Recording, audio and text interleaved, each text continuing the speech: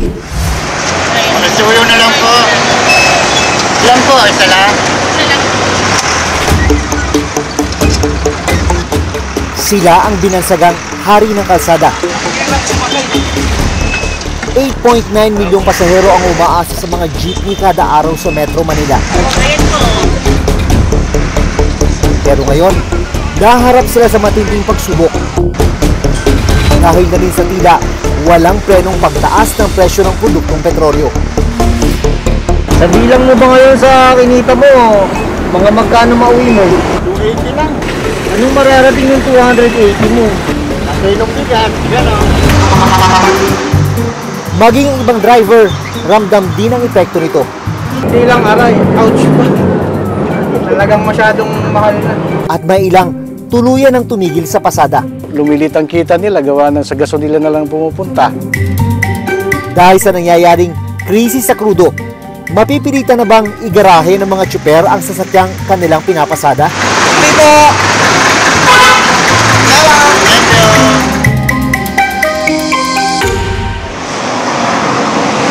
Sa Philcoa, Quezon City, inabutan naming inililigpit ni Mang Francis Manuyag, 63 years old, ang kanyang una na kumot. Sa loob ng 5 taon, ang jeepney na ito ang nagsisilbi niyang tulugan. Pagpatak ng alas 3 ng umaga, naghahanda siya para sa pasada. Dito po sa pinaparadaan, 3:30 pa lang, andito na kami. Para makauna ka sa pila. Bago mamasada, kailangan muna niyang magpakarga ng diesel. Ang budget para ngayong araw, 500 pesos. Pagka noon palagi kong nakakarga ng marami, mga 500 pero napupuno siya.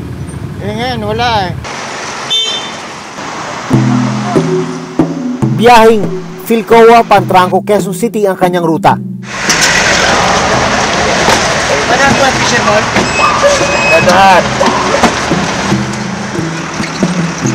Sa pamambasada, naitaguyod ni Mang Francis ang kanyang 3 anak. Mahigit 10 taon nang patay ang kanyang asawa. Ilan po? Isa lang? Ito po. Sa isang gas station dito sa Commonwealth Avenue, Quezon City, may makikita mga jeepney nakapila. Nagsisilbi rin kasi itong terminal nila. At isa sa pumipila rito, si Francis Manuyag, na 4 na dekada na itong ginagawa bilang jeepney driver. Yung mga anak ko, wala naman din kasing anak ko yung iba eh, kaya tinutulungan ko sila. Tumutulong ka pa sa mga anak mo niyang lagay na yan? Oo, totoo ko yun. Ang magulang kasi hindi matitiis ang anak eh. Pero kakarampot na yung kita mo, paano ka patutulong? Sinasave ko lang na walang bisyo. Wala munang mga happy-happy, wala muna yan. Trabaho muna.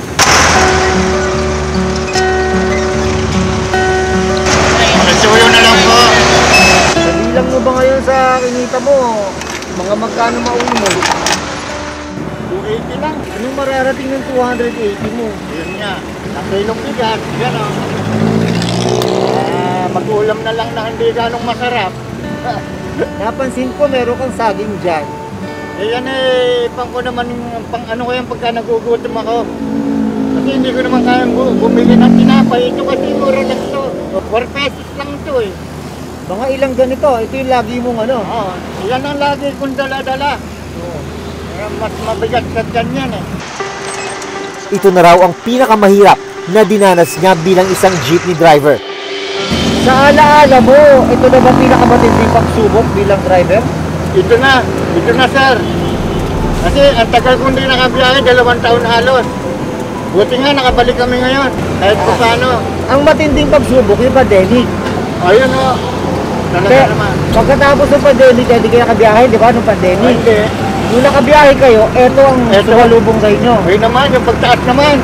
Pagtaas ng kuruso. Paano pa kaya pag naging 100 kada litro? Eh, sa palagay ko, mapipilitan pa rin eh. Kasi, sir, wala kaming alam na hanap buhay kundi ito lang. Saka sa edad ko na ito, wala nang tatanggap sa akin eh.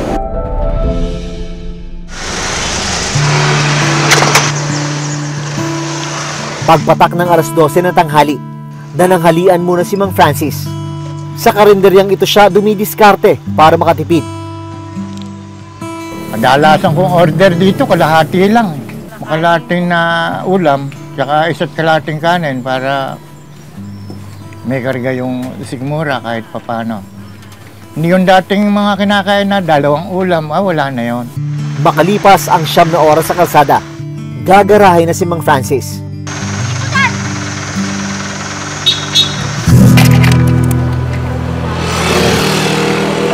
$11.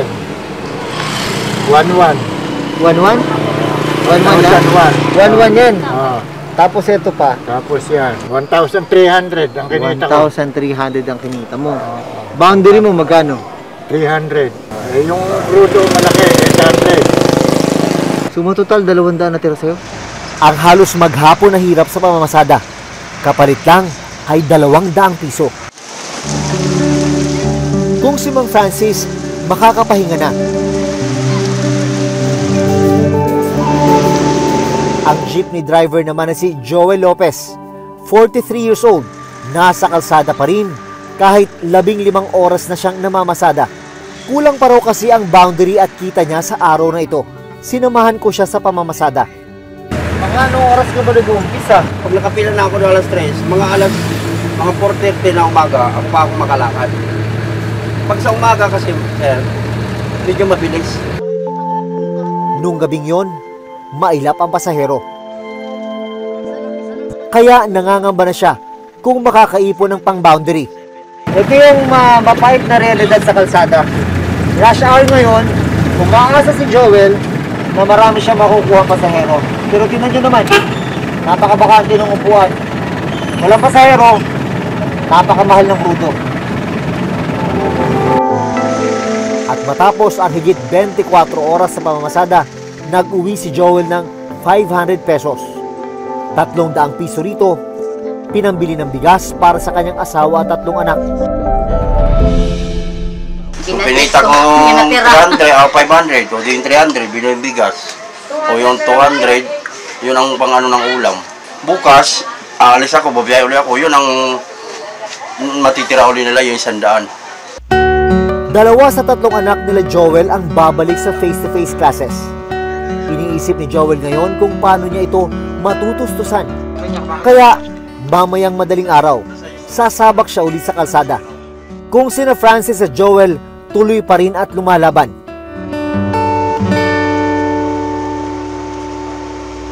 Ang ilang driver ng kumpanyang ito, nagdesisyong tumigil na muna sa pamamasada. Bago mag-pandemic, lahat ng naka-register dyan lumalabas. Kaso sa ngayon, yung 175 na naka-register dyan sa LTFRB, 40 to 50 na lang ang lumalabas. Siyempre, lumilit ang kita nila, gawa ng sa gasolina na lang pumupunta. Tapos yung dati niyang kinakargan na gasolina na dati mga 1.4, 1.5 lang, mapatak na lang ngayon ng 3,000. Sabi ng Philippine National Taxi Operators Association, tinatayang nasa 12,000 taxi drivers ang tumigil na sa pamamasada dahil sa taas ng presyo ng produktong petrolyo. Bukod sa kanila, aabot din sa 26,000 na mga provincial bus driver ang gumarahe muna, ayon sa Provincial Bus Operators Association of the Philippines.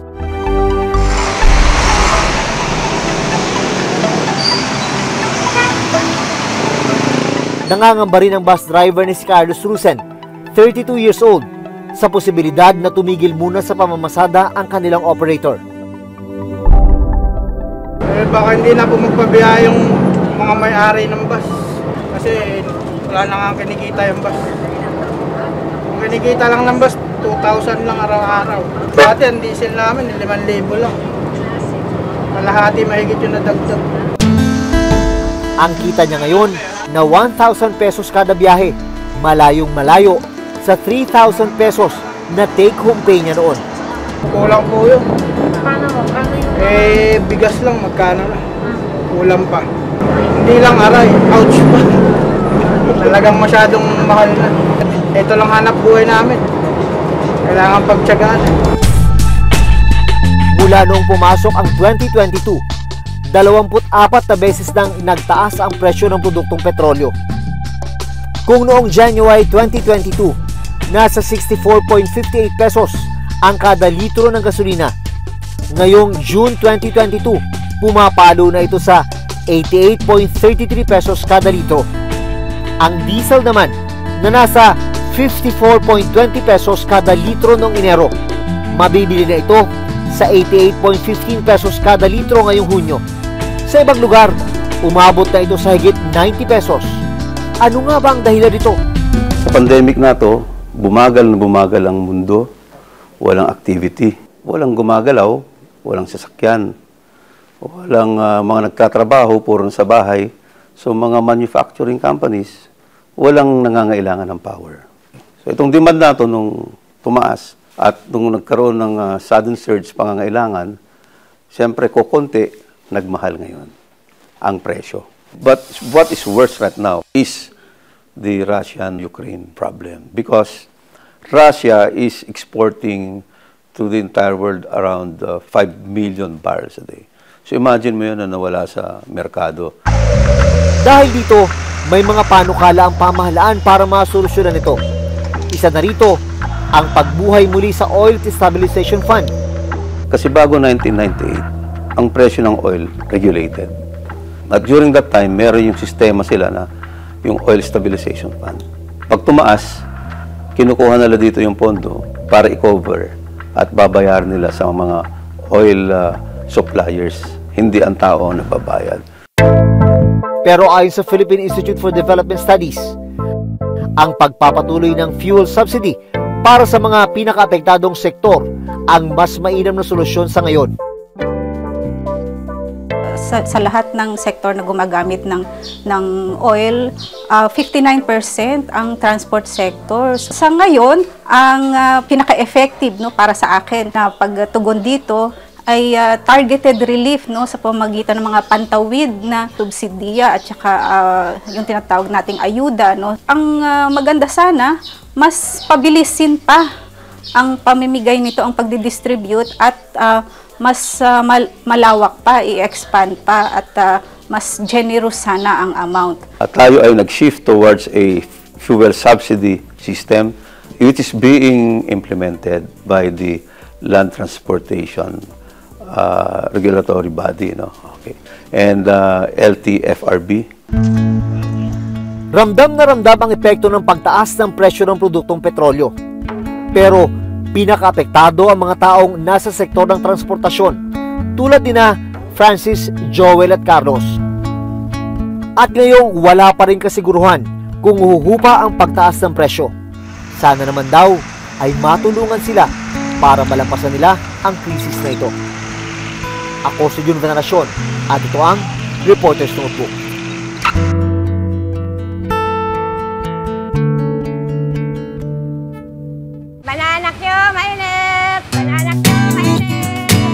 Matamis sa mga ngiti ni Nanay Concepcion Naglinaw o mas kilala sa tawag na Mamang, 82 years old, sa bawat bumibili sa kanya. Kain na! Oo! Oh, sige! Ikaw kaming, kuha daw.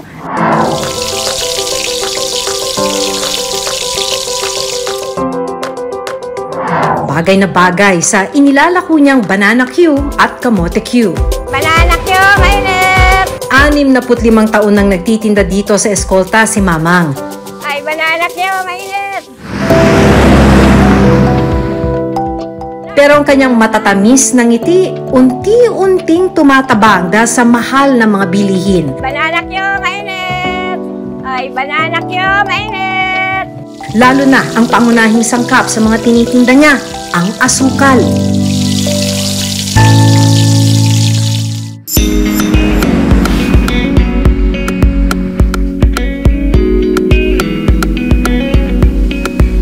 Alas 6 pa lang ng umaga, laman na ng kalsada si Mamang. Pupunta siya sa Divisoria sa Maynila para bumili ng mga sangkap sa tinda niyang Banana Q at Kamote Q. Ang dala niyang puhunan, 2,000 pesos.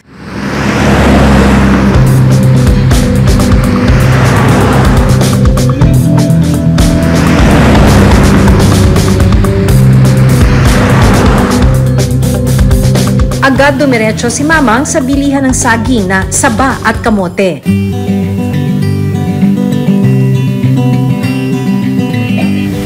sige. Ilagay mo dyan. Mabili ako sa kamote. 1,200 pesos ang ginastos niya para rito. Ang iba pang kailangan niya tulad ng mantika, steak at gas sa pagluluto, aabot naman sa 440 pesos ang kabuang presyo. Pero ang isa raw sangkap na talagang naramdaman niya ang pagtaas ng presyo ay ang asukal. Kung noong 2020 o bago mag-pandemic, nasa 40 pesos ang kada kilo ng asukal, ngayon, doble na ito sa halagang 80 pesos. Noon mura pa, ngayon mahal na. Kinikita ko, medyo malaki-laki, kaya man mura pa. Ay ngayon, yung tubo ko napupunta sa mahalang bilihin. Pagkatapos mabili ang lahat ng kailangan, pumunta na si Mamang sa kanyang maliit na pwesto sa Escolta at sinimulan na niya ang pagluluto. Dahil sa patuloy na pagtaas ng mga bilihin, kinailangan ding magtaas ng presyo ng paninda ni Mamang. 12 lang isa ka-stick, nag-15, ngayon 20 na. O kahit na 20, parang kunti pa rin tubo. Hindi ko mapunta sa mahal na bilihin.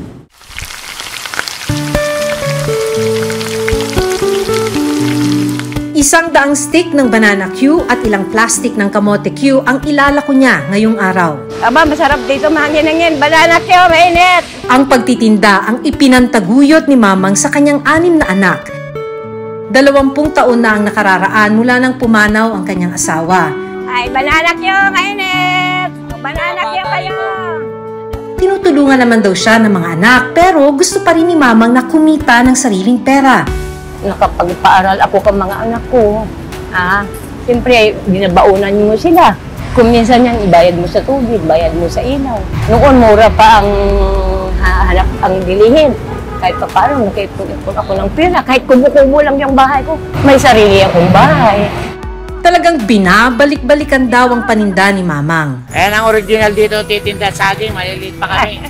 Napakasarap na! Hindi na po, hindi na banana Q, Mamang! Banana Q, oh! Kahit tirik ang araw, wala siyang pagod sa paglalako. Nag-iipon daw kasi siya ngayon ng pambili ng bigas. Bunti lang yung kinikita mo, ito yung iba para may ibili ka bigas.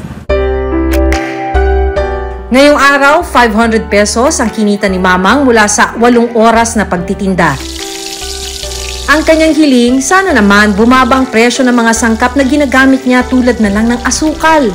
May kunting pera ka nga makikira, hindi maubos sa pagkain, di ba? O, hindi ipon ka man kahit papaano. Susunod! Alam niyo ba na simula noong taong 1755, nag-export na tayo ng asukal sa iba't ibang mga bansa. Pero noong nakaraang taon, pansamantalang ipinahinto ang pag-export natin ng asukal. Ano nga ba ang dahilan nito at bakit patuloy ang pagtaas ng presyo ng asukal?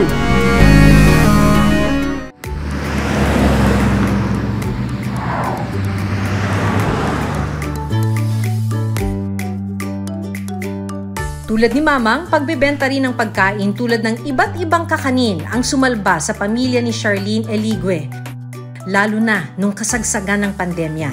Nung nagsimula po ako magkakanin nung nawalan na ho ako ng trabaho, nag-endo na po ako sa isang supermarket. Nagsimula lang ho ako sa paggawa ng puto hanggang sa nag-click na po siyang nag-click. Sabihin po natin sa isang araw kumikita ho ako ng mga 2,000. Pero ngayon, bagong pagsubok na naman ang hinaharap niya dahil sa pagtaas ng presyo ng mga sangkap na ginagamit niya sa paggawa ng kakanin, tulad ng sapin-sapin at puto. Ngayon ho, maswerte na lang kung may 500 nakita sa isang araw. Minsan po wala pa talaga. Kinailangan din niyang taasan ng konti ang kanyang presyo para tumubo sa pagtitinda. Tapos hindi ko naman po pwedeng bawasan yung paggamit ng asukal kasi masisira yung lasa ng paninda. So magiging kasirean ko siya sa tao. Online ang bentahan ng mga nilulutong kakanin ni Charlene. Ramdam na ramdam daw ni Charlene ang pagtumal ng benta ng kanyang mga produkto. Dahil na rin daw siguro sa pagtitipid ng mga mamimili. Humina na po talaga siya. Tsaka marami na rin hong kakumpetensya.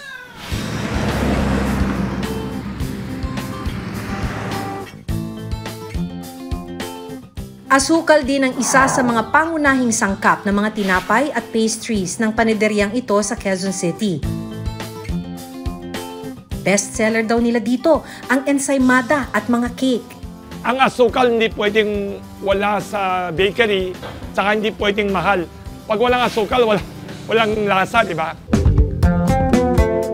Malaki raw ang epekto ng pagtaas ng presyo ng asukal para sa mga gaya nilang micro, small, and medium enterprises o MSMEs. 99.5% ng mga negosyo sa bansa kabilang sa MSMEs.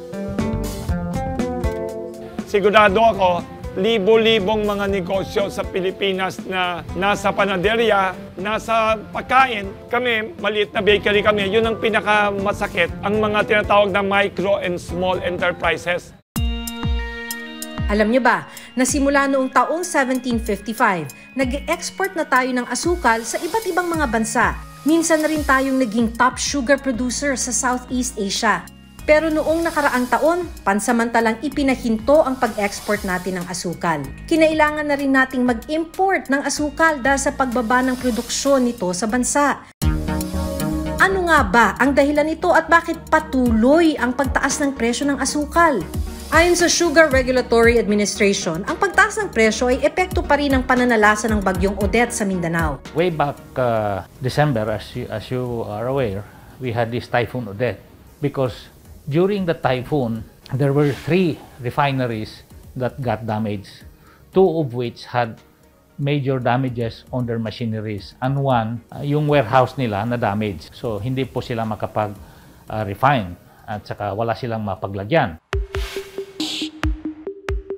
Katunayan, kung titignan ng datos, bumaba ang sugar production sa bansa sa nakalipas na taon. Kung noong crop year 2020 to 2021 ay nasa 2.1 million metric tons ang nagagawang asukal sa bansa, ngayong crop year 2021 to 2022 ay nasa 1.6 million metric tons na lang ito. Dahil dito, nagkulang talaga ang supply sa merkado. Ang nangyari, industrials or food companies, they had to buy whatever is available that was intended for the retail market. Kahit anong presyo, binili nila. So kaya nga, siyempre, yung mga market players natin, masyado taas ang demand. So kaya nga, lumobo yung presyo. Isa sa naging suhestyon ng SRA ay mag-angkat ng imported na asukal sa bansa. Posibleng mapababa raw nito ang presyo ng asukal sa merkado. Pero tutol dito ang ilang grupo ng mga magsasaka. Kapag dumami raw kasi ang imported sugar, posibleng maapektuhan ang ating local farmers. Pero ngayong taon, natuloy pa rin ang pag-import ng asukal ng Pilipinas. Sa 200,000 metric tons ng asukal na pinayagang i-import sa bansa, 80 metric tons na ng asukal ang dumating. Asahan daw na bababa ang presyo nito sa mga susunod na buwan. Banana Q, mainit! Malaki ang epekto ng pagtaas ng presyo ng mga pangunahing bilihin sa mga maliliit na negosyo. Ang kakarampot nakita nila noon, mas lalo pang lumiit. Sa kabila nito, hindi raw titigil sina Mamang at Charlene. Tulad ng mga nakilala naming jeepney drivers na sina Mang Francis at Joel, umaasa sila na bababa ang presyo ng mga kailangan nila at malalagpasan nila ang krisis na ito. Ako si Maki Pulido at ito ang Reporter's Notebook. Ay, banana Q, mainit!